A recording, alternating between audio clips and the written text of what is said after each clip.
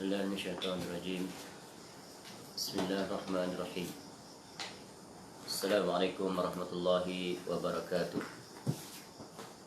إن الحمد لله نحمده ونستعينه ونستغفره ونعوذ بالله من شرور أنفسنا ومن سيئات أعمالنا.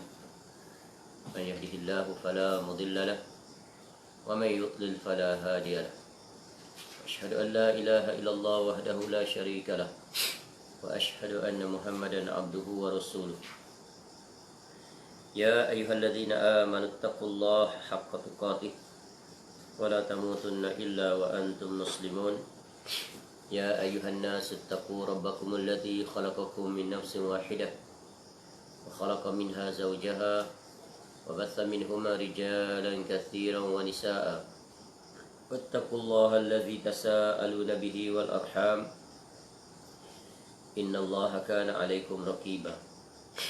يا أيها الذين آمنوا اتقوا الله وقولوا قولا سديدا يصلح لكم أعمالكم ويغفر لكم ذنوبكم ومن يطع الله ورسوله فقد فاز فوزا عظيما. أما بعد فإن أصدق الحديث كتاب الله وخير الهدي هدي محمد صلى الله عليه وسلم وشر الأمور محدثاتها وكل محدثة بدعة وكل بدعة ضلالة وكل ضلالة في النار. Allahumma inna nas'aluka ilman nafi'a. Ya Allah, kami memohon kepada Engkau ilmu yang bermanfaat, wa rizqan thayyiba, dan rezeki yang baik, wa amalan mutaqabbala, dan amal yang diterima. Alhamdulillah, kita bersyukur pada Allah SWT.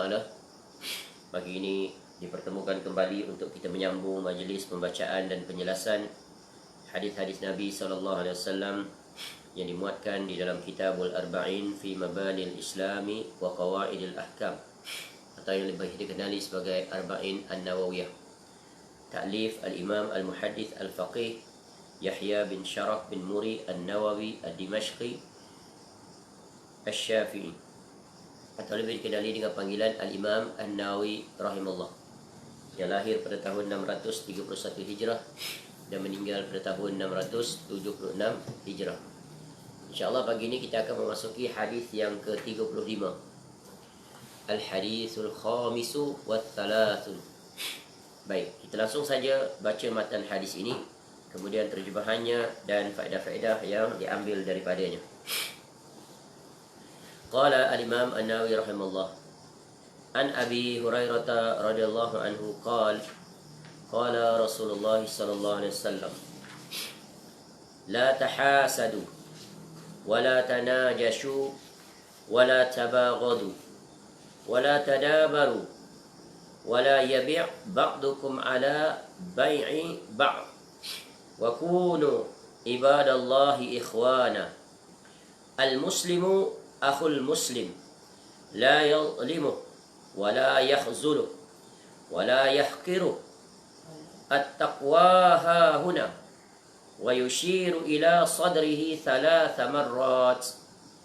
Bihasbi imri'in min ash-sharri an yahqira akhahu al-muslim. Kullu al-muslimi ala muslim haramun damuhu wa maluhu wa irduhu. Rawahu Muslim. Daripada Abu Hurairah radhiyallahu an, dia berkata, Rasulullah sallallahu alaihi wasallam bersabda, la tahasadu, jangan kamu saling berdengki, ya, jangan dengki mendengki. Wala tanajashu, dan jangan saling najash, yakni menipu. Wala tabaghadu, jangan saling membenci. Wala tadabaru, jangan saling membelakangi. Wala yabi' ba'dukum ala bai'i ba'd, jangan sebagian kamu membeli barang yang sedang ditawar oleh orang lain. Wa kunu ibadallahi ikhwana, dan hendaklah kamu menjadi hamba-hamba Allah yang bersaudara. Al-muslimu akhul muslim, Ya, seorang muslim itu dia adalah saudara bagi muslimnya yang lain. La yazlimu, tak boleh ya dia menzaliminya. Wala yahzulu, juga tak boleh membiarkannya, ya menelantarkannya.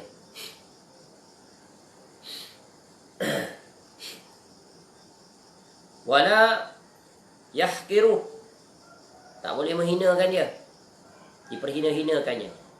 At-taqwa hahuna, ya takwa itu di sini, kata Nabi SAW. Ya. Wa yushiru, Nabi SAW bagi isyarat dan mengisyaratkan ila sadrih, ya ke dadanya. Salasa marrat, 3 kali Nabi SAW sebut takwa tu di sini, takwa tu di sini, takwa tu di sini. At-taqwa hahuna. Ya. Kullul muslim, ya setiap muslim, habis lagi. Bihasbi imri'in minasyarri an yahkira akhahul muslim. Ya. Cukuplah keburukan bagi seseorang, ya, jika dia menghina saudaranya yang muslim. Tuh. Seorang itu diperhinakan. Ya, dia itu seorang yang hina bila dia menghina orang lain. Menghina saudaranya sesama muslim. Kullul muslimi 'alal muslim haram. Ya, setiap muslim ke atas muslim yang lain haram. Haram apa ni? Haram damuhu, iaitu darahnya. Maknanya tak boleh bunuh. Wa maluhu, harta dia tak boleh diambil tanpa hak. Wa irduh, dan kehormatan dia, harga dirinya juga tidak boleh dilanggar. Sebab apa? Itu merupakan kehormatan diri seorang muslim. Baik, hadis riwayat Muslim nombor 2564. Jadi hadis ini merupakan ya sebuah hadis yang mengandungi beberapa larangan dan perintah, do's and don't, bagi seorang muslim yang wajib dia tegakkan dalam dirinya. Dan ini merupakan ya etika yang diajar oleh Nabi SAW dalam kita hidup bermasyarakat, dalam kita bermuamalah sesama muslim khususnya, ya, untuk menjaga keharmonian, ya, untuk menjaga kerukunan, untuk mewujudkan mahabbah sesama muslim dalam hidup bermasyarakat. Ya, dan di dalam hadis ini sekurang-kurangnya ada 10 perkara yang ditekankan oleh Nabi SAW untuk kita wujudkan dalam kehidupan. Dan sungguh hadis ini merupakan hadis yang memiliki nilai utama dalam soal untuk mewujudkan, mengekalkan dan melestarikan persaudaraan sesama Islam, ya, yang dijelaskan menerusi beberapa larangan dan beberapa perintah. Yang jika beberapa larangan ini dan perintah ini dilaksanakan, maka akan wujudlah ya keharmonian, keamanan, kesejahteraan, kesatuan dan kekuatan umat Islam. Maka barang siapa yang menyelisihi apa yang ya disebut di sini, iaitu yang merupakan wasiat agung Nabi SAW kepada kita, yang merupakan akhlak mulia seorang muslim, dengan memiliki sifat-sifat terpuji dan menjauhi sifat-sifat terkeji, maka sungguh akan terwujudlah tatanan masyarakat yang indah, ya, yang harmoni. Maka apabila perkara ini berlaku, sungguh kita akan lihat keindahan Islam dalam hidup secara individu dan bermasyarakat. Jadi sesungguhnya Islam itu telah memberikan panduan untuk kita hidup secara aman tentram, ya, maka akan hilanglah segala kemudaratan, seperti ya perkara-perkara yang merosakkan tatanan hidup masyarakat. Kejahatan-kejahatan dapat dihapuskan atau diminimalkan pada tahap yang paling minimal, dan kebaikan-kebaikan dapat ditingkatkan pada tahap maksimal. Namun jika perkara ini diselisihi, maka kita lihat apa yang berlaku ya di setiap zaman, khususnya di zaman kita. Kerana apa yang ditegah oleh Nabi SAW di dalam hadis ini banyak dilanggari oleh sebahagian umat Islam. Apa yang diperintahkan oleh Nabi SAW tidak dilakukan oleh sebahagian daripada umat Islam. Dan apa yang dinyatakan dalam hadis ini merupakan perkara yang paling utama, perkara yang paling pokok. daripadanya lah bercabang daripada itu. Maka sekiranya perkara pokok yang ditegaskan oleh Nabi SAW dalam hadis yang ke-30 ini dapat ditegakkan, sungguh kita akan lihat sebuah masyarakat Islam yang indah. Akan wujudlah baldatun tayyibatun wa rabbun ghafur. Jadi Islam telah menjelaskan caranya bagaimana untuk meraih masyarakat yang seperti yang telah kita sebutkan tadi. Dan persoalannya sejauh manakah umat Islam telah menerapkan perkara ini. Bermula daripada dirinya, kemudian dalam hidup bermasyarakat. Itu kesimpulan gambaran awal terhadap hadis ini yang menegaskan tentang beberapa larangan yang jangan sekali-kali dilanggar dan beberapa perintah yang hendaklah dilakukan untuk mewujudkan sebuah masyarakat Islam yang harmoni, bersatu, kasih sayang, dan kemuncaknya mewujudkan masyarakat Islam yang memiliki sebuah kekuatan yang digeruni, bahkan yang disegani oleh khususnya musuh-musuh Islam ataupun orang-orang kafir terhadap umat Islam. Baik, mari kita lihat satu persatu. Hadis ini diriwayatkan daripada Abu Hurairah radhiyallahu anhu. Dan sebagaimana kita sebut, telah berlalu penjelasan tentang biografi Abdurrahman bin Sakhr Ad-Dawsi Al-Yamani, seorang sahabat Nabi SAW yang paling banyak meriwayatkan hadis, lebih daripada 5,000 hadis. Dan di dalam Arba'in An-Nawawiyah terdapat 9 buah hadis daripada riwayat Abu Hurairah radhiyallahu an daripada keseluruhan yang berjumlah 42 hadis. Apa kata Abu Hurairah radhiyallahu an kepada kita? Yaitu wasiat Nabi SAW, di mana Nabi SAW memerintahkan kita. Yang pertamanya adalah di awal hadis ini terdapat 4 larangan. 4 larangan keras, jangan sekali-kali melakukannya. Dilarang keras, tak boleh, kerana ia adalah larangan Allah yang apabila dilanggar maka mendapat kemurkaan Allah Ta'ala dan mendatangkan keburukan kepada dirinya dan kepada orang lain. Maka rosak dari 2 jalan, yaitu dari sudut hubungannya dengan Allah dan hubungannya sesama manusia. Dan ini sungguh sebuah kerugian, sebuah kerugian bagi seseorang yang melanggarinya. Yang pertama, perintah Nabi SAW, la tahasadu. Jangan sekali-kali engkau berdengki. Hasad. Dengki adalah satu perasaan jiwa yang tercela. Timbul perasaan itu pada seseorang oleh kegelisihan dia. Dia gelisah, tak senang melihat kelebihan yang ada pada orang lain.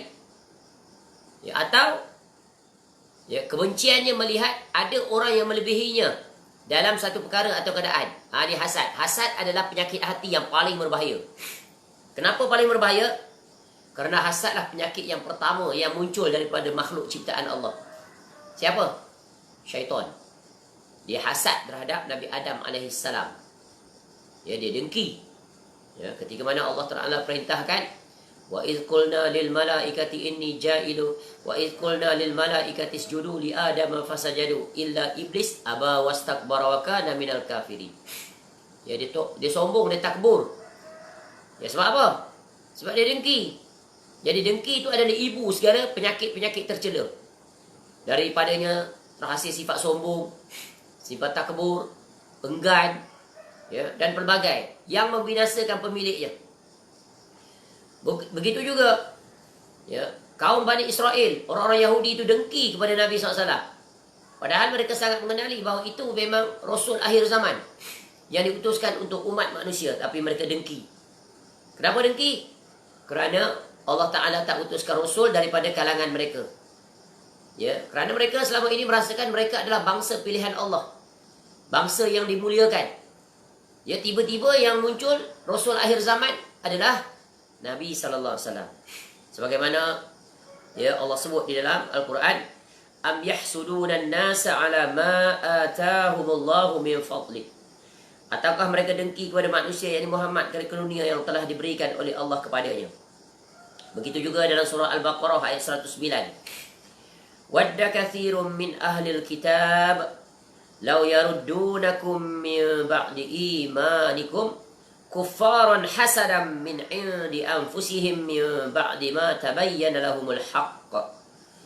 Banyak di antara ahlul kitab itu menginginkan Sekiranya mereka dapat mengembalikan kamu setelah kamu beriman, menjadi kafir kembali kerana rasa dengki dalam hati mereka, setelah kebenaran jelas bagi mereka.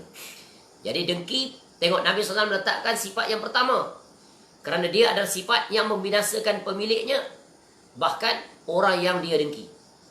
Jadi orang yang dengki atau hasad itu, ya, selamanya hatinya gelisah, jiwanya tak pernah tentram, ya, dan dia sentiasa berusaha untuk menghilangkan suatu kelebihan yang ada pada orang lain. Ada je jalannya. Dia sama ada dengan perkataannya atau dengan perbuatannya, dan dia berusaha untuk menghilang atau mencederakan suatu kelebihan dari orang yang punya semata-mata kebencian secara melulu. Tu. Ya. Padahal dia sendiri tak berhajat kepada perkara tersebut, tapi dia dengki, tak boleh tengok orang lebih pada dia. Ya, maka dia cari jalan macam-macam. Dia fitnah, dia gosip, dia tuduh. Bahkan kemuncak dia guna kaedah yang sangat jahat, iaitu menyihir orang tersebut. Dia ada berbagai jalan lagi dengan cara tipuan. Jadi ini sungguh yang merupakan perasaan dengki yang tercela. Dan di dalam banyak jenis-jenis dengki itu, dengki yang paling tercela adalah apa dia? Iaitu berusaha menghilangkan nikmat dari seseorang yang dia dengki tanpa dia inginkan nikmat tu. Ya, berpindah pada dia. Dia dengki pada orang tu supaya orang tu hilang nikmat itu. Pada masa yang sama dia tak inginkan nikmat itu datang pada dia. Ni apa istilah orang seperti ini? Orang seperti ini istilahnya tidak ada pekerjaan. Ya. Buat benda yang sia-sia. Maknanya tak boleh tengok orang senang sikit, maka dia dengki. Istilah bahasa Inggeris jealous. Dengki. Ya, dengki yang tak ada faedah, tidak ada kerjaan. Tak ada pekerjaan. Sibuk dengan urusan orang, pantang lihat orang memiliki kenikmatan dan sebagainya. Dia cuba cari jalan untuk menghilangkan. Dan dia tidak mengambil manfaat daripadanya. Sebab itu dengki bertingkat-tingkat. Maka jangan sekali-kali kita termasuk dalam orang yang memiliki penyakit yang paling berbahaya ini, iaitu hasad. Tapi ada lagi satu perasaan, satu lagi penyakit hasad, iaitu sejenis perasaan dengki atau hasad yang tumbuh dalam jiwa seseorang, tapi dia berdiam diri. Hasad tu ada pada dia. Tengok orang tu, seronoknya dia, kayanya, senangnya hidup, bahagianya keluarga dia, ramainya orang baik dengan dia, suka dengan dia. Dia dengki. Ya. Tapi dia diam. Dia tak luahkan, terpendam dalam hati dia. Dan tidak ada sebarang usaha jahat daripada dia. Dia sama ada perkataan atau perbuatan untuk menghilangkan apa yang dia dengki terhadap orang tersebut. Dan dengki seperti ini masih terkawal. Mudah-mudahan Allah mengampunkan orang-orang yang seperti itu. Sebab manusia ni, dia sulit untuk tidak ada langsung sifat dengki kepada dirinya. Jadi paling minima, dia dapat mengawalnya. Dia tak meluahkan dengki dia itu dalam bentuk tindakan. Tersimpan, terpendam. Dia lawan, maknanya dia sedang bermujahadah. Ada perasaan dengki. Sebab manusia ni sulit. Ya, hasad ini datang dalam pelbagai perkara. Ada orang hasad terhadap orang lain yang popular lebih pada dia. Ada orang hasad, orang itu berilmu lebih daripada dia. Sehingga orang itu bila menyampaikan kuliah dan sebagainya, ramai orang yang mendengarnya. Dia dengki, dia hasad. Tapi dia simpan dalam hati dia. Dia tak keluarkan. Itu juga diharap. Sebenarnya itu adalah dosa. Ya, tapi dosa yang ringan berbanding dengan bila dia keluarkan dalam bentuk tindakan. Maka orang seperti ini, ya hendaklah dia bersungguh-sungguh untuk bermujahadah, untuk membuang sifat dengki itu. Dan hendaklah setiap orang memiliki satu lagi sifat dengki. Yang ini dituntut. Sifat dengki ini, hasad ini dituntut. Ya. Hasad yang bagaimana? Hasad yang disebut oleh Nabi SAW, la hasada illa fitnatain. Tidak boleh hasad kecuali dalam dua perkara sahaja. Rajulin atahu Allahul Qur'ana fahuwa yaqumu bihi ana al-lail wa ana an-nahar. Itu yang pertama. Kecuali orang yang Allah kurniakan kepada mereka Al-Quran, kemudian dia membacanya dan mengamalkannya di pertengahan malam dan pertengahan siang. Ini dengki dalam perkara kebaikan. Dan Nabi SAW bagi contoh kebaikan yang utama adalah, iaitu berinteraksi dengan Al-Quran. Masya Allah dia hafiz Quran. Masya Allah dia mengajar tafsir Quran. Masya Allah dia mendidik umat. Dia memandaikan umat dengan Al-Quran. Ni kita dengki. Dengki bukan nak menghilang tu. keistimewaan yang Allah berikan pada dia? Tak, dengki untuk mencontohi dia. Itu dengki, hasad yang dibenarkan. Yang kedua kata Nabi SAW, warajulin atahu Allahu malan fahuwa yunfiquhu ana al-laili wa ana an-nahar. Iaitu seseorang yang Allah kurniakan pada dia harta. Kemudian dia gunakan harta itu untuk diinfakkan di jalan Allah di pertengahan malam dan di pertengahan siang. Maknanya dia seorang yang dermawan. Allah bagi harta pada dia, tapi harta itu tidak menyebabkan dia kedekut, tidak menyebabkan dia boros, tapi dia guna untuk membantu orang yang memerlukan. Maka itu hasad yang dibenarkan, iaitu hasad untuk berbuat kebaikan. Jadi jangan sekali-kali kita memiliki sifat hasad. Ini secara ringkas, kerana perbahasan tentang hasad luas. Dijelaskan bagaimana perkara-perkara yang kita bagaimana dilarang untuk hasad, apa akibat daripada orang yang hasad, dan banyak lagi. Jadi hasad adalah penyakit yang membinasakan.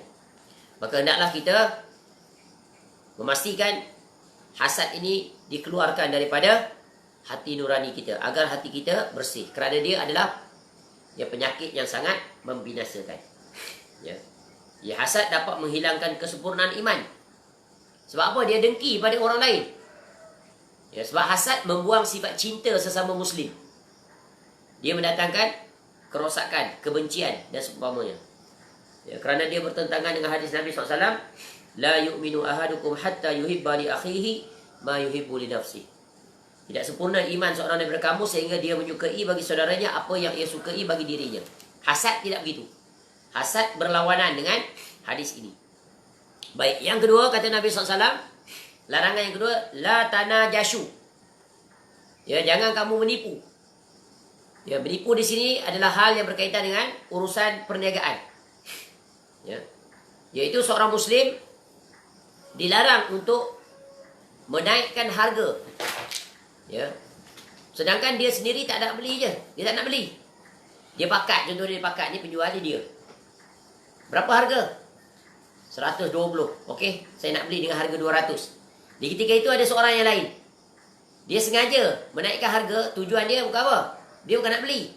Dia nak menyebabkan si orang kedua tu rasa, murah lah. Dia naikkan harga. Lalu akan mendatangkan kesulitan kepada orang tersebut. Dia nak menyusahkan orang lain. Jadi perbuatan ini adalah haram. Kerana dia termasuk dalam urusan penipuan. Untuk kepentingan penjual. Dia berpakat menaikkan harga. Sehingga orang merasakan bahawa harga itu adalah harga yang sepadan. Munasabah. Padahal harganya jauh daripada harga yang disebutkan itu. Dan kiaskanlah kepada perkara-perkara lain dalam urusan jual beli. Jadi wala tanajashu ni dalam hal yang berkaitan dengan larangan jual beli. Jangan menipu. Sebab banyak berlaku dalam perniagaan adalah penipuan. Penipuan dari sudut harga, penipuan dari sudut kualiti barang, penipuan dari sudut macam-macam. Apatah lagi hal yang berkaitan dengan halal dan haram dari sudut makanan. Tengok kes yang terbaru bagaimana berlaku penipuan dalam daging. Sudah 40 tahun berlaku kartel daging itu. Penyelundupan daging, kemudian sampai rupanya daging yang masuk itu bukan daging yang halal. Diimport menggunakan lesen yang halal, tapi yang masuk daging yang haram. Bayangkan sudah 40 tahun umat Islam ditipu. Daging yang haram ditukar label letak halal. Masya Allah, sungguh bagaimanalah orang yang melakukan perkara ini akan mendapat keberkatan hidup di dunia, di negeri akhirat. Tak takut dia? Tak takutkah dia kepada Allah tentang azab negeri akhirat? Kan kita dah sebut berulang-ulang, dosa yang paling payah, paling sulit, ia adalah berkaitan hak sesama manusia. Kerana orang yang dizalimi itu sajalah yang berhak untuk memberikan kemaafan. Bagaimana nak dimaafkan? Bayangkan puluhan juta umat Islam yang katakan terkena dengan perbuatan dia tadi. Dan bahkan di antara mereka dah berapa ramai orang meninggal. Kalau 40 tahun, jangan 40 tahun, setahun pun dah cukup. Jangankan setahun, sehari pun cukup. Kerana umat Islam, di antara perkara yang sangat dijaga, kerana dia berkaitan dengan keimanan seseorang adalah makanannya. minumannya, kerana Allah perintahkan pastikan yang halal. Tiba-tiba dia yang menyebabkan makanan itu semuanya menjadi haram. Sungguh ini satu perkara orang yang telah terbang iman daripada dirinya. Tidak ada sifat takut langsung. Bagaimana dia tak fikir ke? Ya, dengan duit yang dia dapat itu, dia bagi makan anak isterinya. Jadi orang seperti itu kita tak heran, sebab perkara haram dia buat, dia tak peduli dah. Halal haram ni, semua haram bagi dia, semua halal bagi dia. Maka persiapkanlah diri untuk ke neraka. Kenapa? Kerana dia telah melanggar larangan Allah yang berkaitan dengan hak manusia. Sungguh, ya, hendaklah mereka itu bertawad segera kepada Allah, memohon keampunan kepada Allah dan memohon keampunan kepada seluruh rakyat Malaysia. Ya, semua mereka yang bersyarikat, yang berpakat ni, ya, yang berkuasa, yang tak berkuasa, yang sudah mengetahui tapi tidak memberi, tidak menghabarkan perkara itu, semua mereka saling berkait. Ya, sungguh umat Islam, ingatlah, ya, sebab itu wajibnya ada sifat takut. Punca berlaku segala pelanggaran ini sebab apa? Sebab tidak ada perasaan takut. Hati yang tidak takut, maka dia tidak tunduk terhadap perintah Allah. Ya. Dia merasakan dia meraih keuntungan yang sangat berlipat ganda di dunia, namun dia akan menjadi orang yang serugi-ruginya di negeri akhirat. Jadi dalam urusan jual beli, hendaklah setiap orang yang berurusan wajib dia belajar tentang fiqh muamalah. Jual beli boleh bertukar menjadi haram, walaupun perkara yang dia uruskan itu halal. Ya, betapa banyak kes berlaku begitu kerana jahil tentang hukum muamalah. Ya, jual beli, akad jual beli, barang yang diperjualkan, ya, persetujuan dan sebagainya, banyak berlaku di mana orang yang membeli dizolimi. Ya, kerana berlaku penipuan. Dalam gambar berkawin indah, tapi bila sampai tak sama dengan gambar. Tunjuk gambar buku berkawin besar, tapi bila sampai kecil aja pocket size. Harga RM50 tak padan. Mesti dijelaskan. Ya, ini etika seorang peniaga terhadap pembeli. Ya, kadang-kadang menipu dalam penjelasan dan penerangan. Ya, oh ini bang, ikan ini baru. Ya, baru 2 hari saja turun daripada laut. Padahal dah 2 minggu ikan itu. Ya. Dicampurnya barang yang elok dan barang yang tak elok, dijual dengan harga yang elok. Ya, nak cepat kaya. Ya, tapi dia akan papa nanti di negeri akhirat. Sebab apa? Dia menipu. Tu. Wala tanah jasyu. Ini larangan. Sebab di antara aktiviti kita yang paling ya, sering kita lakukan adalah dalam jual beli. Dan jual beli melibatkan harta seseorang yang akan dia terpaksa korbankan untuk mendapat penukaran. Jadi jangan sekali-kali bila penukaran itu berlaku tidak seimbang, dirugikan atau merugikan, itu dilarang dalam hukum jual beli. Kerana munculnya kezaliman. Dan kita tahu Islam menegakkan keadilan. Baik. Ya, sebab itu Nabi SAW melarang keras. Ya, semua muamalah dengan penipuan. Seperti menipu dengan barang-barang yang cacat, menjemunyikannya. Contoh, perniagaan monopoli. Ya, menipu barang baik dengan yang buruk. Yang menipu orang yang tidak mampu menawar harga. Barang tu RM10 je. Dia letak harga mula-mula 100. Dia nak suruh kita tawar. Pada harga RM10. Siapa yang pandai tawar dapatlah. Dapat pun tak akan dapat RM10, RM50. Mahalnya. Pergi tengok tempat lain lah. Barang ni RM10 aja. Dia jual beli tadi berapa? RM100. Kan dia tak puas hati. Tu dia. Ya. Dan kiaskanlah kepada perkara yang lain. Jadi penipuan dilarang oleh Nabi SAW sekeras-kerasnya. Baik. Wasiat Nabi SAW yang ketiga. Wala tabaghadu. Jangan kamu saling benci. Benci membenci. Ini banyak masuk dalam jurusan apa ni? Kita sebutlah realiti. Politik kebencian. Ni ahli politik. Ya, dia memunculkan kebencian di antara satu sama lain. Parti A mengajar ahlinya membenci parti B. Parti B mengajar ahlinya membenci parti C. Dengan pelbagai alasan, sama ada benar atau tidak. Akhirnya apa yang berlaku? Rakyat bercakaran. Ya, setiap kelompok itu didoktrinkan dengan sampai tahap ekstrim. Sehingga tak bertegur siapa. Benci pada tahap yang maksima. Sehingga mengeluarkan dan menjatuhkan mereka daripada lingkaran Islam. Ini kemuncak kebencian.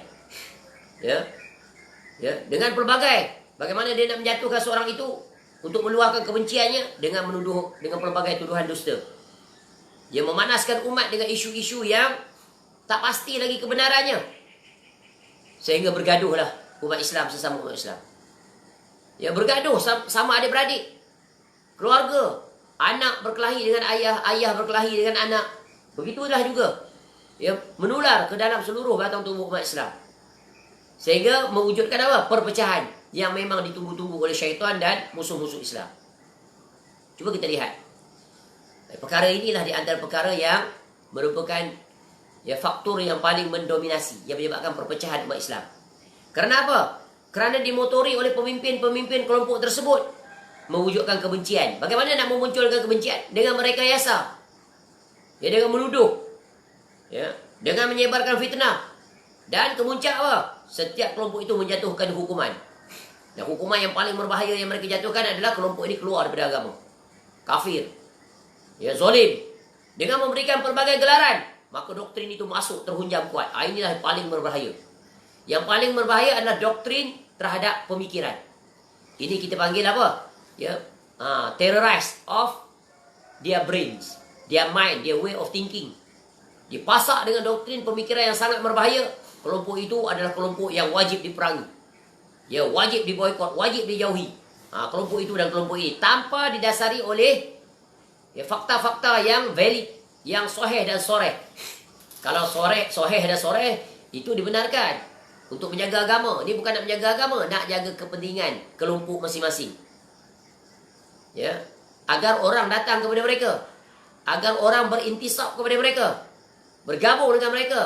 Ya, dalam jalan mereka untuk meraih kepentingan pribadi mereka seperti dari jurusan kekuasaan dan pemerintahan. Ini yang paling berbahaya. Ya, politik kebencian yang menyebabkan rakyat saling benci membenci. Sesama Muslim dilarang kerana menghasilkan menatijahkan permusuhan. Ya, slogan dia I hate you because you are not from my group. My group I love you.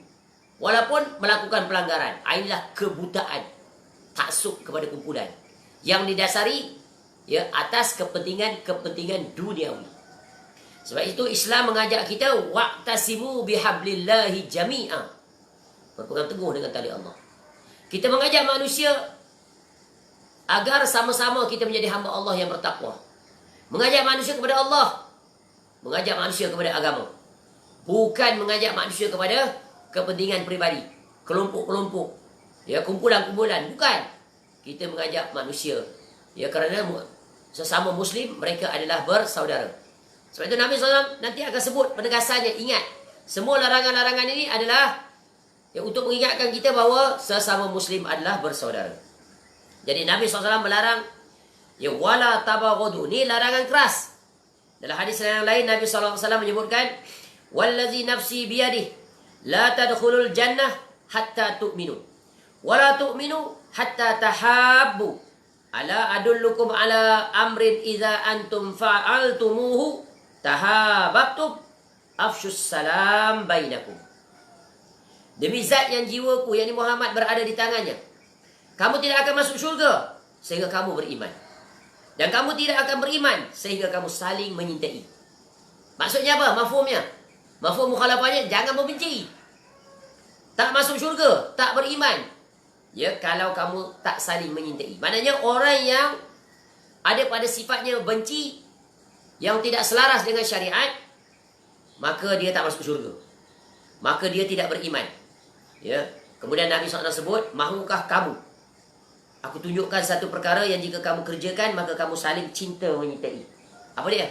Sebarkanlah salam. Sebab itu kita hendaklah selalu mewujudkan rasa cinta sesama Muslim, khususnya yang kita tak kenali. Cuba lihat orang Islam. Kalau sama kelompok dia, sesama jamaah dia, sama geng dia, 1 kilometer dah bagi salam. Berlari, berpeluk-peluk, bukan main lagi.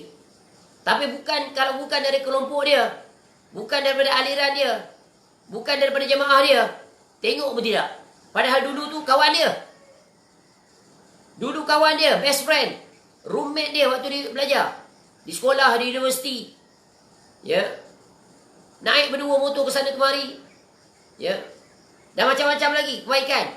Tiba-tiba bila bukan daripada grup dia berselisih, pandangan yang berbeza, langsung tak ditegur lagi dah. Langsung terputus persaudaraan. Padahal dulu very close. Masing-masing berjasa di antara satu sama lain. Bahkan banyak kebaikan kawan dia. Tapi ditinggalkan, diputuskan. Sebab apa?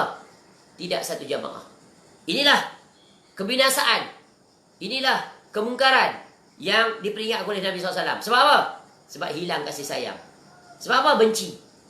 Sebab apa? Tidak memiliki jiwa yang besar. Sebab apa? Taksub dengan kelompok masing-masing. Sebab itu Allah memerintahkan kita taksub hanya kepada kebenaran.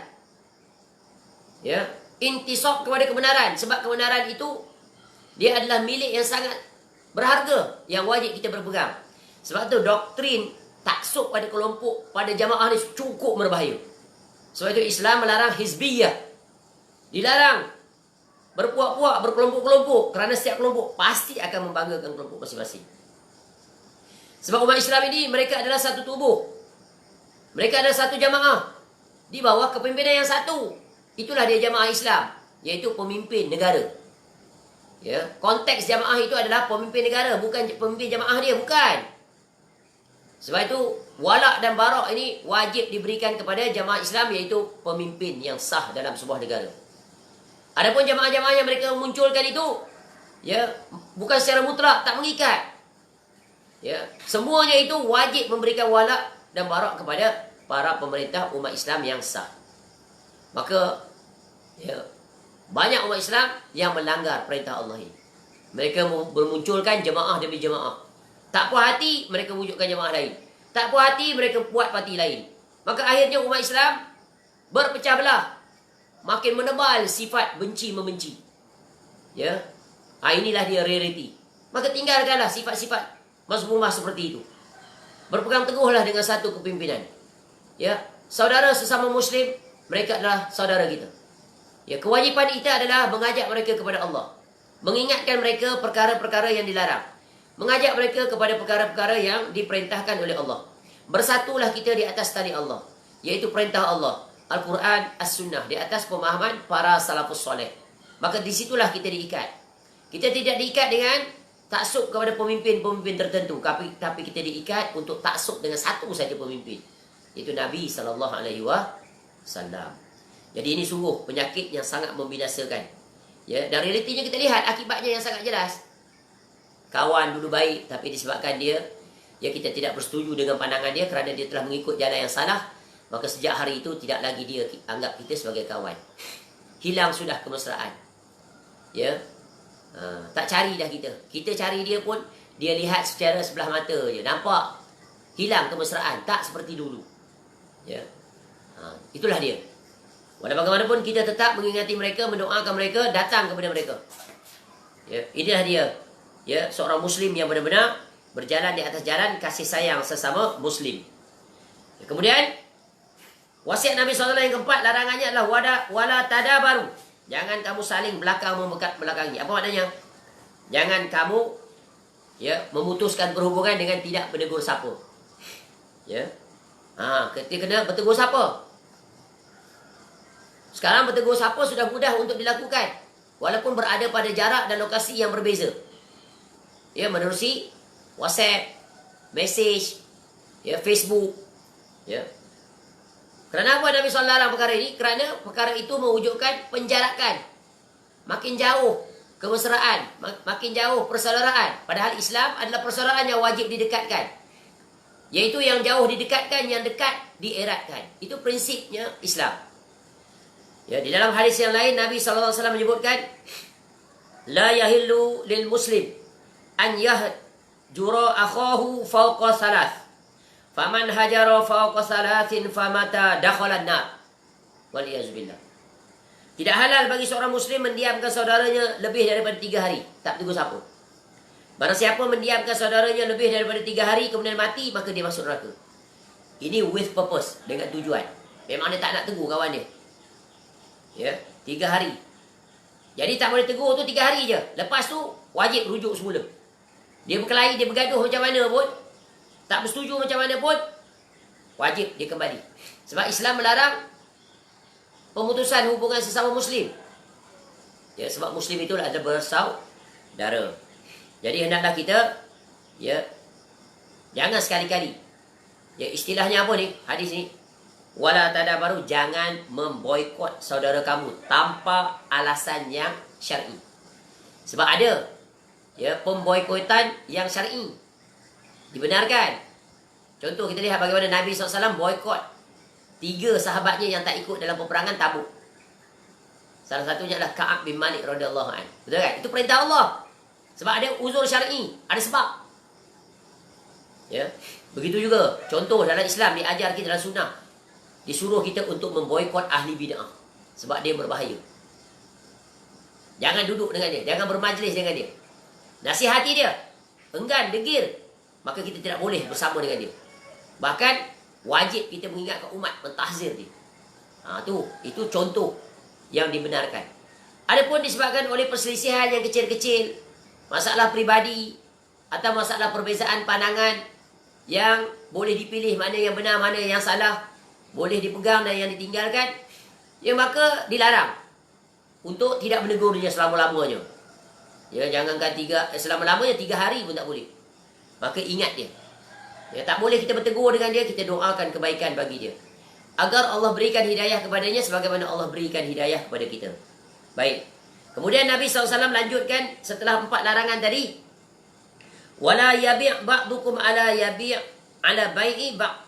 Ya, janganlah sebahagian daripada kamu membeli barang yang sudah ditawar oleh orang lain. Ini kembali pada tadi. Ya, contoh. Ya. Wala tanajashu. Tak boleh. Contohnya kita A beli pada B. B pun nak jual barang pada kita dengan harga 100. Tiba-tiba datang si B. Kau jangan jual pada dia lah. Aku nak beli. Aku naikkan harga 300. Kau jual dengan aku. Contoh begitu. Atau contoh orang nak sewa rumah dengan kita. Dia tanya berapa sebulan sewa? 600 atau 1000. Ya, tiba-tiba datang kawan kita yang lain pula datang. Kau sewa kat aku lah, aku bayar 1,500 sebulan. Dilarang. Haram. Sebab apa? Tadi dia bersetuju dah dengan kawan ni. Dah setuju dah. Kawan tu dah buat persiapan, dah nak pindah. Tiba-tiba kata minta maaf lah, rumah tu tak jadi sewa lah. Jawapan berlapis. Jawapan tu dalam bentuk penipuan dah. Pertama dah mungkin janji. Kedua, penipuan pula. Minta maaf lah, saya tak jadi nak sewa lah rumah tu. Buat sementara ni, saya biarkan dululah rumah tu. Anak saya nak masuk. Padahal, tu kawan dia tadi, dia masuk. Dia kena sewa 1,500. Haramun. Haram. Sebab apa? Menzolimi. Ya, menzolimi. Ini bahasa mudahnya. Boleh faham kan? Iaitu jangan sekali-kali membeli barang yang sedang ditawar oleh orang lain. Contoh dia tahu dah. Dia dalam projek, kontrak. Dia tahu dah kawan dia dah masuk kontrak tu. Kawan dia dah letak harga, katakan 1 juta. Ya. Dia pergi pula. Dia tawar lebih murah lagi. Dia tahu kawan dia harga dia berapa-berapa. Dia dapat rahsia tu. Orang beritahu. Kawan dia very close. Kawan dia itulah satu projek nak masuk pun. Dah lama tak ada projek. Dia ni 4-5 projek ada. Tu satu lagi penyakit ni. Haloba, tamak. Dia pergi masuk, dia turun harga dia. Yang tadi tender tu 1 juta memang dah munasabah lah. Dalam range dah syarikat tu. Memang dia letakkan antara paling maksima 1,5 juta, paling minima 700. Kawan tu letak 1 juta. Okeylah, in between terpilih dia, tiba-tiba dia datang offer. Okey, saya letak bawah lagi pada tu. Bagi saya projek ni. Tu dilarang. Masya-Allah, ni banyak berlaku. Sebab apa? Islam melarang kezaliman. Ya. Jadi, jangan sekali-kali kamu membeli barang yang sedang ditawar oleh orang lain. Jangan beli. Ya, sebab itu mewujudkan kezaliman. Ya. Sebab itu kata Nabi SAW, La yasumil muslimu ala saumi akhi. Seorang muslim tidak boleh tawar-menawar atas penawaran saudaranya. Kemudian, pesan Nabi SAW yang seterusnya, iaitu Nabi SAW membuat peringatan terhadap larangan-larangan tadi. Ya, apa kata Nabi SAW? Wa kunu ibadallahi ikhwana. Dan hendaklah kamu menjadi hamba-hamba Allah yang bersaudara. Kalau kamu taat terhadap larangan tadi, maka akan wujudkan persaudaraan. Betul kan? Ingat, semua larangan-larangan ini untuk menjaga persaudaraan sesama muslim. Sebab kalau kamu langgar 4 larangan tadi, maka runtuhlah persaudaraan sesama muslim. Sebab orang Islam ini dia bersaudara. Tidak ada istilah selain daripada Islam. Yang tidak ada hubungan kekerabatan, tidak ada hubungan pernikahan, dia anggap saudara. Agama lain tak bagi saudara dia. Sebab apa? Tak ada kaitan dengan 2 jurusan tadi. Tapi Islam Bukan hanya persaudaraan yang ada hubungan dua tadi. Yang tak ada hubungan pun tetap dianggap bersaudara. Ya, ukhuwah Islamiah. Bersaudara dari sudut apa? Yaitu mereka bersaudara, ya, dari sudut apa? Umat Islam. Ya.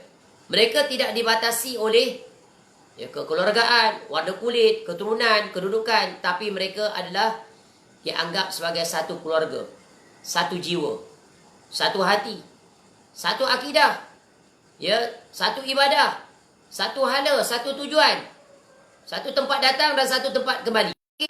Sebab roh mereka adalah sama, nabi mereka adalah sama, rujukan mereka adalah sama, panduan mereka adalah sama, matlamat mereka sama. Apa matlamat mereka? Mengapai redha Allah untuk masuk nanti semuanya sama di negeri akhirat. Dia punya ending adalah bersama semua dalam syurga. Ya, sebab itulah Nabi SAW, ya, menyebut dalam hadis, ya, masalul mu'minina fi tawaddihim wa tarahumihim wa ta'atufihim masalul jasadi idza ishtaka minhu udwun tada'a lahu sairul jasadi bis sahar wal humma. Bandingan, ya, perumpamaan, permisalan orang-orang mukmin dalam berkasih sayang mereka itu, ya, dan bercinta-cintaan mereka itu, sayang, kasih sayang, ya, dan berkasih sayang mereka itu dan bertolong-tolongan mereka seperti bandingan satu jasad, tubuh badan. Bila sakit satu anggota daripadanya, salah satu sakit, contoh gigi sakit, yang lain diam ke? Tak boleh diam. Mata tak boleh pejam kalau nak tidur. Kaki tak boleh nak melunjur tenang. Tak selesa. Ya. Jadi Nabi SAW bagi perumpamaan yang sangat indah, yang sangat mengena, yang sangat membekas. Apabila sakit satu anggota tubuh badan daripada tertarik dari sekalian anggota sehingga tak dapat tidur dan demam. Nampak? Jadi kita tengok. Contoh penerapan umat Islam sekarang dilanda dengan musibah, hilang pekerjaan, hilang tempat bergantung. Ya, ada di antara mereka yang meninggalkan ahli keluarga yang tidak berkecukupan. Jadi orang yang mampu, kalau dia tak rasa apa-apa, dia something wrong dia dengan hal yang berkaitan dengan ukhuwah Islamiah. Maknanya imannya menurun, menipis, bahkan hilang dari sudut jurusan tadi, iaitu merasai degup jantung kesulitan sesama Muslim. Kalau dia tak mampu nak membantu, dia cari orang lain untuk membantu. Kalau dia tak boleh menjadi wasilah, maka dia berdoa kepada Allah. Itulah yang dia boleh buat. Tapi kalau tak rasa apa-apa, jiwa tak rasa apa-apa, tak terkesan langsung. That's not my problem. That's not my concern. Dia bukan saudara. Salah ucapan itu. Dia saudara kita, sesama Muslim. Kerana Nabi SAW mengatakan, ya, wa kunu ibadallahi ikhwana. Kemudian Nabi SAW buat penegasan lagi. Al-muslimu akhul muslim. Orang Muslim itu saudara bagi Muslim yang lain. La yazlimuhu wa la yakhdhuluhu wa la yahkiru. Tak boleh menzalimi, tak boleh membiarkan dia begitu saja dan tak boleh menghinakannya. Ini larangan berbuat, iaitu tidak mengambil tahu tentang urusan sesama Muslim. Kena ambil tahu. Kita dah sebut berulang kali, Islam bukan agama selfish. Dia agama bermasyarakat. Allah kurniakan kita rezeki. Allah pilih kita, tu nikmat yang sangat agung. Ya, padahal boleh saja Allah pindahkan rezeki itu kepada orang lain. Tapi Allah pilih kita. You ada chosen one. Kau jadi orang kaya, hebat bergaya, banyak harta. Tapi kenapa engkau tidak mempedulikan orang yang tidak Allah kurniakan rezeki? Sebab rezeki itu Allah bagi. Bukan atas usaha kamu. Kalau kamu usaha macam mana pun, kalau Allah tak bagi, tak dapat. Cuba lihat. Satu ketika dulu kamu adalah orang yang miskin, papa kedana. Antumul fuqara. Ya, kamu itu fakir dulu. Berkaki ayam. Rumah usang. Ya, rumah usang. Jangankan rumah usang, tandas pun tak ada. Ya, buang air besar di bawah pohon pisang, pohon kelapa, dalam lubang. Dia malah kata-kata, tu hidup kamu dulu. Dalam keluarga kamu tak ada seorang pun yang pintar. Tak sekolah semuanya. Tiba-tiba Allah takdirkan kamu tu yang ayah kamu hantar sekolah. Kemudian pandai pula, Allah pandaikan kamu. Dulu mana ada tuition, mak ayah pun tak pandai nak mengajar. Tapi Allah campakkan kecerdasan pada kamu. Allah pilih kamu. Kemudian kamu pandai-pandai belajar sampai masuk universiti, keluar berjawatan bagai-bagai, pandai pula cerdas cari duit. Ya, berniaga sana sini, kamu kaya.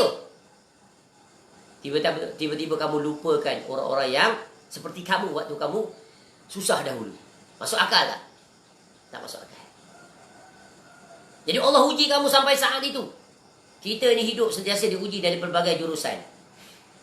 Ya, maka jangan menelantarkan orang yang susah. Apatah lagi orang yang ada hubungan kedekatan dengan kamu. Ya, adik-beradik kamu yang susah, yang payah. Ya, jiran kamu yang susah, yang payah. Bantu dia. Walaupun kamu terpaksa berhabis harta. Mengembirakan seorang muslim itu sungguh satu kenikmatan. Mendapat kecintaan daripada Allah. Mengangkat kesulitan, memasukkan kegembiraan. Ya, kerana rezeki boleh dicari. Ya, Allah akan ganti dengan jalan yang lain. Ya, itulah dia tawakal kepada Allah, bergantung. Sebab Allah yang maha memberi rezeki, bukan kita. Allah jadikan kita itu asbab untuk kita dapat rezeki dan salurkan kepada orang. Tapi kalau tidak melakukan demikian, sungguh nanti di negeri akhirat Allah akan tanya. Sebab itu, la tazulu qadama 'abdin yaumal qiyamah hatta yus'ala an arba'. Tak akan berganjak kaki anak Adam di negeri akhirat nanti kecuali ditanya 4 perkara. Salah satunya an apa? Malihi. Tentang harta dia. Hartanya tu dia buat apa? Min aina iktasaba wa fima min aina iktasaba wa fima anfaqah. Min aina iktasaba. Daripada mana kamu dapat harta kamu? Dan ke mana kamu belanjakan? Kamu buat apa harta banyak-banyak yang aku bagi? Kau simpan. Simpan dalam bank. Biar dia mereput dalam bank tu. Ya. Tak dibelanjakan langsung. Yang dia nak apa? Dia seronok tengok statement bank dia. Oh, tak lama lagi dapat dividen 5%. 5% kali sejuta tengok berapa? 50,000. Ui, banyak dia aku tambah 50,000. Kaya aku. Kaya kamu di situ. Tapi miskin hati. Miskin di negeri akhirat. Rugi tak? Rugi. Sebab itu harta bila dia belanja, yang untuk jalan Allah, berpahala kita berganda-ganda. Baik, seterusnya wasiat Nabi SAW. Secara ringkas. At-taqwa hahuna yushiru ila sadrihi salasa marrat. Nabi SAW setelah menyebut tentang Muslim itu bersaudara, dikaitkan dengan takwa. Orang yang bertakwa dapat menegakkan seluruh wasiat Nabi SAW tadi. Larangan, perintah. Ya. Nabi sebut 3 kali. Takwa hahuna, at-taqwa hahuna, at-taqwa hahuna. Ingat ni. Takwa ni. Orang yang bertakwa, ini ciri dia. Berjalan di atasnya. Ya. Sebab semulia-mulia manusia adalah manusia yang bertakwa. Regardless of your richness, of your handsomeness, ya, ketampananness, cantik kamu, indah kamu, kaya bergaya kamu, berjawatan tinggi, bergelaran, berpopular kamu, bagai-bagai. Tapi yang paling mulia, inna akramakum indallahi atqakum. Itulah yang kita cari. Ya. Semulia-mulia kamu di sisi Allah adalah orang yang paling bertakwa. Allah tak lihat kekayaan yang kamu miliki, kehebatan dan sebagainya. Sebab itu adalah anugerah Allah. Apa yang ada pada kamu tu, kekayaan, kemuliaan, pangkat, gelar, kehebatan, pencapaian hidup dunia, tu semua milik Allah. Allah cuma pinjam, titipkan kepada kamu sebagai ujian. Ya, bila-bila masa Allah boleh ambil. Cuma lihat ni, Allah utuskan COVID tu berapa banyak yang Allah ambil kembali. Daripada kaya dan bergaya jadi papa kedana. Hutang melilit. Habis aset-aset terpaksa dijual. Nampak tak? Orang kaya. Bilioner, juta millionaire sekejap saja jatuh. Terduduk, terperosok ke dalam perut bumi. Istilahnya. Extreme case. Apa yang dibanggakan? Dulu kamu boleh berbangga, sombong. Sekarang apa yang kamu nak sombongkan? Ya, hutang melilit. Keliling pinggang. Hilang sudah kenikmatan. Ni. Terutamanya orang yang berniaga. Betul kan? Yang berniaga. Betapa banyak projek yang hilang. Ya. Jangankan yang berniaga dalam urusan dunia, yang berniaga dalam urusan akhirat. Contoh. Orang yang berniaga menguruskan jamaah umrah haji. Berapa banyak yang tutup semuanya. Apa dia nak berniaga lagi? Nak pergi umrah tak boleh, nak pergi haji tak boleh. Nampak tak? Allah ingatkan semua manusia. Bila musibah turun, orang yang beriman, yang bertakwa, yang tak bertakwa, semua kena. Sebab apa? Sebab tadi, hadis sebelum ni. Tak menegakkan amar makruf nahi munkar. Itu salah satu dia. Ya, salah satu penyebab datangnya musibah daripada Allah. Kemurkaan. Kita dah sebutkan dalil-dalil itu. Ya. Jadi ingat, ya, takwa di sini. Allah tak pandang kamu. Dari segi handsome kamu, cantik kamu, kaya kamu, berkaya kamu, kereta besar kamu, mewah semua tak, Allah tak tengok. Apa yang Allah tengok? Innallaha la yanzuru ila suwarikum wa amwalikum. Sesungguhnya Allah tak lihat kepada wajah kamu dan harta kamu. Wajah kita cantik macam mana pun, handsome macam mana pun, sampai masa buruk huduk. Sebab nikmat dunia ni dia nafsu. Nafsu bila tercapai, hilang nikmat tadi. Contoh makan, kita makan yang paling sedap. Bila dah kenyang, bawa lah makanan yang lebih sedap daripada itu. Tak teringin lah. Kita berkahwin dengan wanita yang paling cantik, dengan lelaki yang paling handsome. Betapa banyak perceraian berlaku. Tak sampai 2-3 hari. Jangankan 5 tahun, 10 tahun. Tak sampai 2-3 hari. Bercerai dia. Padahal, kalau dia lihat, Masya Allah, cantik isteri macam tu pun cerai. Handsome macam tu suami pun tak ada. Sebab apa? Didasari oleh nafsu. Ya. Harta, ukuran zahir, semuanya ukuran nafsu. Dia tak kekal. Ya.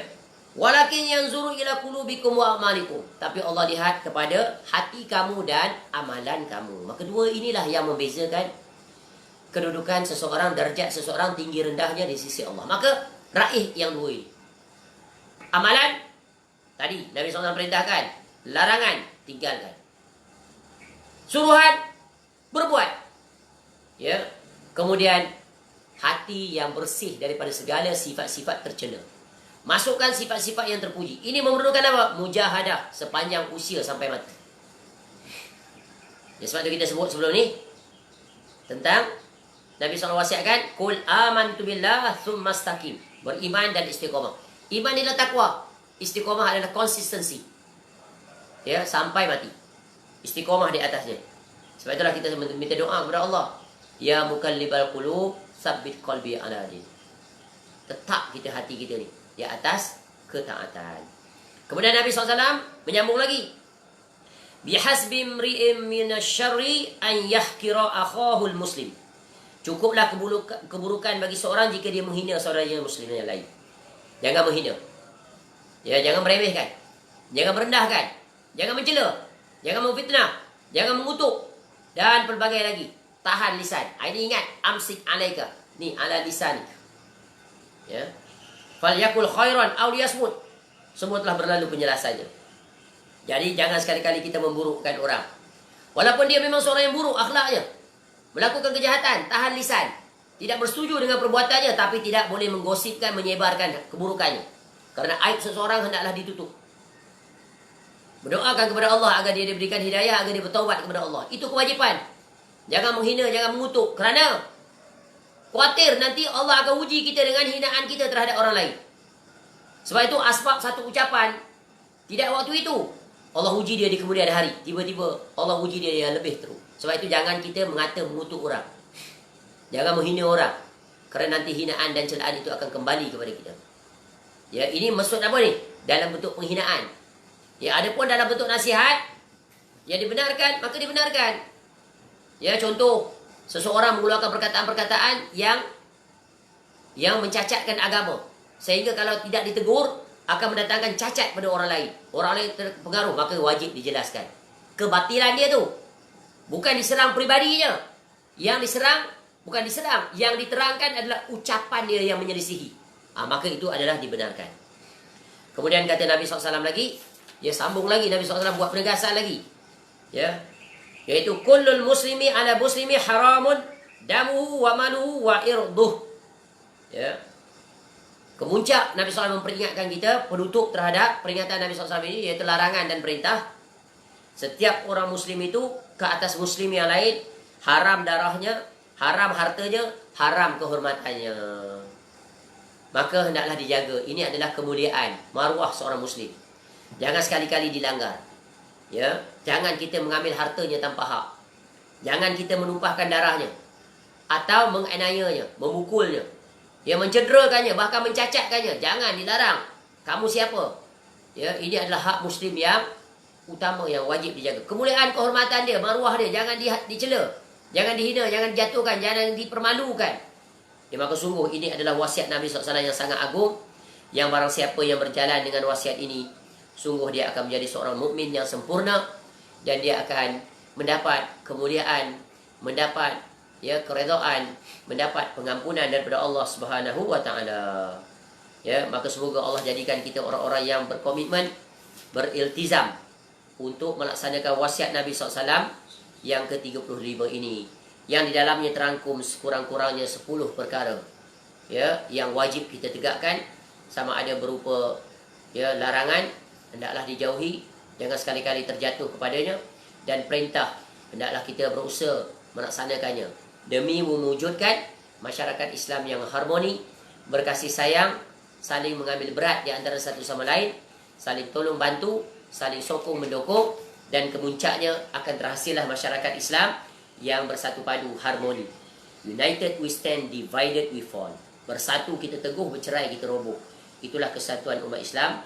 Dengan itu akan terhasillah ya sebuah masyarakat, sebuah negara yang bersatu padu, dihormati, dimuliakan, menguasai, memimpin, bukan dipimpin. Ya, memiliki harga diri. Sesungguhnya umat Islam ini memiliki harga dirinya yang sangat tinggi. Ya, kemuliaan yang sangat tinggi, keagungan yang sangat tinggi. Selama mana dia berpegang dengan wasiat-wasiat Nabi SAW. Iaitu dia berjalan di atas ya cahaya bimbingan petunjuk daripada Al-Quranul Karim dan As-Sunnah. Dengan pemahaman yang benar, yang sahih. Iaitu sebagaimana para sahabat berjalan di atasnya. Bagaimana para tabi'in berjalan di atasnya. Bagaimana para tabi'in berjalan di atasnya. Itulah kita dipanggil manhaj salaf. Dan orang yang berjalan di atasnya dipanggil salafi atau salafiyun. Semoga kita termasuk dalam kelompok tersebut. Wallahu a'lam. Segala kebaikan semuanya kembali kepada Allah. Kita bersyukur di atas nikmat Allah yang tak terhitung banyaknya. Dan kita berjalan ya di atas nikmat itu dengan melaksanakan apa yang diperintah dan meninggalkan apa yang ditegah. Dan segala kekurangan, kesilapan, iaitu adalah daripada hawa nafsu kita, kejahatan diri kita. Semoga Allah membersihkan hati kita sebersih-bersihnya. Dan semoga kemuncaknya Allah Ta'ala menghimpunkan kita dengan rahmatnya, dengan inayahnya. Dapat kita bersama dengan pengarang kitab ini, Al-Imam An-Nawawi rahimahullah. Dihimpunkan bersama dengan yang memberikan wasiat ini, yaitu Nabi SAW. Di dalam syurga Firdaus, ma'alladzina an'amta alaihim minan nabiyyin was-siddiqin wasyuhada'i was-salihin wa hasuna ulaika rafiqa. Wallahu a'lam. Panjang umur insya-Allah. Malam nanti kita kembali untuk menyambung hadis yang ke-36. Subhanakallahumma wa bihamdika asyhadu an la ilaha illa anta astaghfiruka wa atubu ilaik. Wa sallallahu ala nabiyyina Muhammad wa ala alihi washabbihi wasallam. Wa akhiru da'wana anil hamdulillahi rabbil alamin. Assalamualaikum warahmatullahi wabarakatuh.